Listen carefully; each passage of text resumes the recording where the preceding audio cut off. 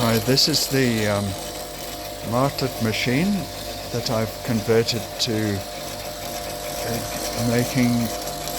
doing chisels and plain blades.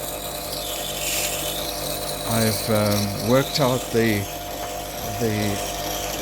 25 degrees here, and when it's right for 25 degrees, then the plain blade must stick out 22 millimeters from the end of this jig. So I just draw it backwards and forwards